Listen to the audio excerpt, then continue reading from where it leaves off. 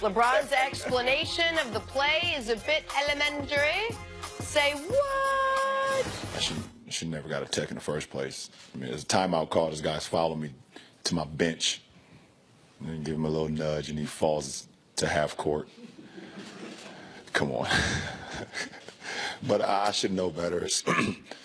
I should know better. I've been dealing with this since elementary. It's like I tell you a joke, you know, I tell you a joke, and then you laugh and you get caught. That's what happened. Lane told me a joke. I laugh. Teacher called me. Now I got to go see the principal. I mean, that is Lance's job, is to try to get under LeBron's skin. LeBron makes some good analogies and everything, but it's been a long time since he's been to school. That's a good point. And the moment when Lance forces the jump ball and holds the ball up like it was a defeated enemy's head, like, I mean, Lance is here for the pettiness, absolutely. And that almost was a huge free throw. Yeah. I mean, it was a tight game at that point. They should have got the tie up at the end. That was a bad call. We didn't ask your opinion. He was on the ball and tied him up. You don't think he body slammed him? No, he did afterwards, but he tied the ball up first. Well, that's why I did tweet. Green should have never put the ball on his head. No! Hold it down like this. And why did he face him a chance? Yeah, exactly. And Green shouldn't be the one catching that inbounds. Well, LeBron, why is he taking the ball out? Because he don't want to get fouled. No, thank you. Yeah. It's because they're trying to have him get the ball. The best player in the world should be getting the ball inbounds because I agree with you. But they know he's not going to hit, or he don't. He's not a great free throw. But I think having him take it out, though, he is their best passer. Kevin Love's their best passer. No. He's their best down outlet. Okay. All right. Kevin Love can't even throw the ball inbounds now. No, but he can. But I'd rather have Love shoot the free throw than LeBron. And didn't LeBron hit the free throws to win game 2? Didn't that What's happen? his career percentage? Yeah, but you know, 74. Okay, 74%. No, Let's go with that. I understand that. Let's just go with the totality. Not going to make it. What? LeBron runs that team. If he wanted to get the ball inbounds, he would be on the other side. He's why he's taking out. No, you don't question about that. That was the most entertaining minute and a half that we've had so far on the show. That was my favorite. Moving on to the Warriors. They were supposed to finish the clean sweep over the Spurs last night. Plans changed, though, when Manu Ginobili decided to play basketball. Came off the bench for San Antonio. The 40-year-old scored 10 of his 16 in the fourth quarter. Huge shot in the arm for the Spurs to help stave off elimination. Was this the last home game we'd see of Manu? Maybe. He played like it. For the Warriors, KD played well, but that was about it. Oh, and this little nugget. Before the game, Steve Kerr said, quote, Steph is not going to play anytime soon as he continues to rehab his sprained MCL.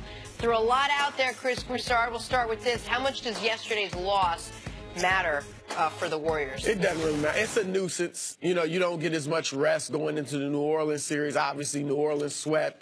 They'll be more rested than you. It takes away from a little bit of your prep time for your next round. But they're going to close this thing out in 5.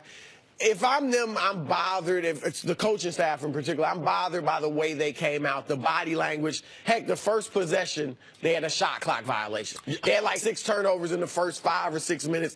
I mean, they just didn't look like they wanted to play. They told themselves, look, don't get complacent. Let's go out and close them out. But the combination of their complacency and San Antonio's pride and execution ended up getting the Spurs a win. Yeah, to me, it plays a part in the overall confidence of the role players. Because right now, they are not playing good. Draymond Green, this is as bad as I've seen him play offensively since they inserted him into the starting lineup. Iguodala not being able to be dependable and all those extra minutes. Like, if you're talking about a guy who needs some rest, man, like, I would try to close him out so he can get some rest. He struggled this year a little bit with his knees, so I would be trying to rest him. He's not confident playing offensively. Draymond's not confident. So when Clay couldn't hit a shot, they only had one guy offensively, and that was KD. And KD was trying to rescue them, but the energy in the building, the pride of that organization got them one of these 2 wins. Ginobili, him and Parker playing sensational, especially Manu in the fourth quarter. But I'm concerned about Draymond's afraid to shoot the ball, his inability to be able to score the basketball. And when they're playing off of you, it affects their picking, their cutting. Absolutely. And then Iggy. I was concerned about him going into this postseason, and now he's playing these extra minutes because Steph's not there. I believe the totality of it will play a factor if they get to the Western Conference Finals. I thought earlier watching this game that they didn't come out with a sense of urgency. They felt like they were a little bit kind of going through the motions at times. I mean, they stayed in it. They could have really gotten blown out.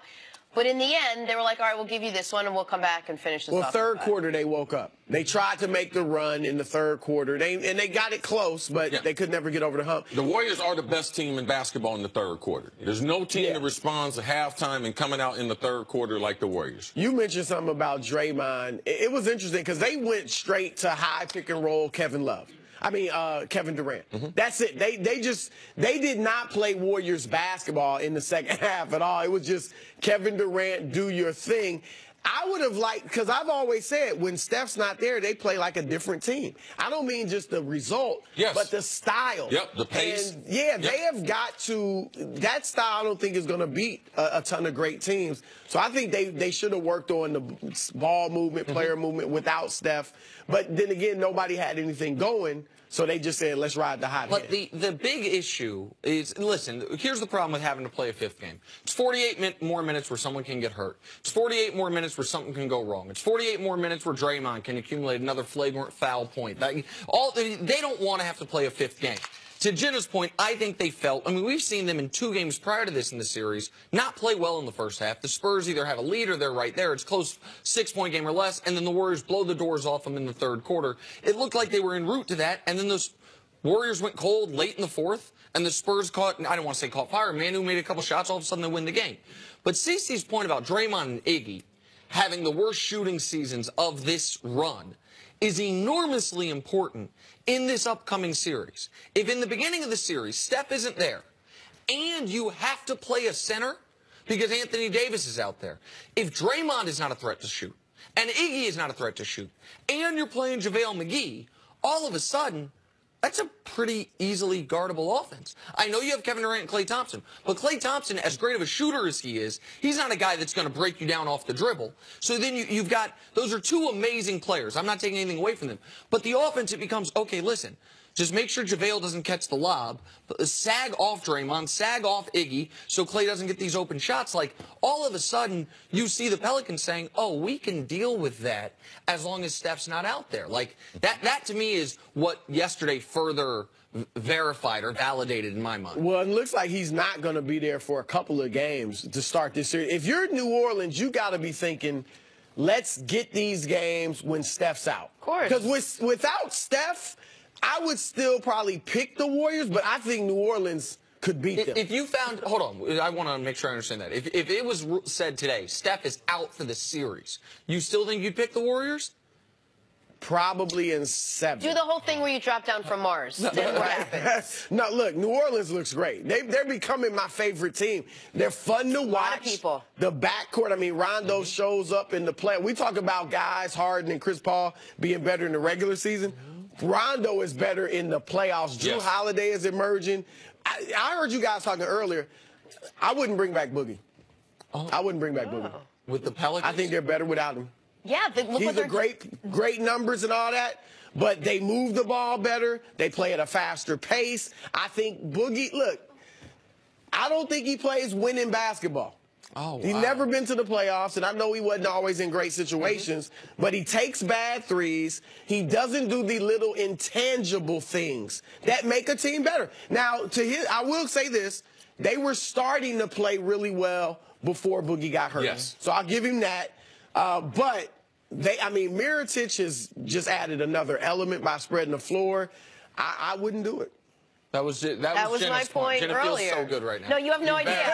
Validated Jenna's opinion. That and the fact that the Warriors came out without a sense of urgency. I could leave the show right now. You could finish it off. I got nothing else. One last point on the Warriors that I want to give credit here. Durant's been excellent this series. Durant had to, listen, they were going to beat the Spurs almost no matter what, but we talked a lot about how will Durant look without Steph. When we didn't know they were going to be playing the Warriors, we talked about what a disaster it would be for Kevin Durant if they lose in the first round without Steph. Durant has shown up. He's shooting 50% from the floor. He's giving you 29 and 9 a night. Like, Clay also had been amazing up until game 4 where he went ice cold. But I do want to give Durant credit because we're critical of him. He was their best player last night, the only guy offensively to do anything for them yesterday afternoon, deserves credit for it. Chris, thanks so much for hanging out with us today. It'll be a while before you get another compliment from Nick Wright.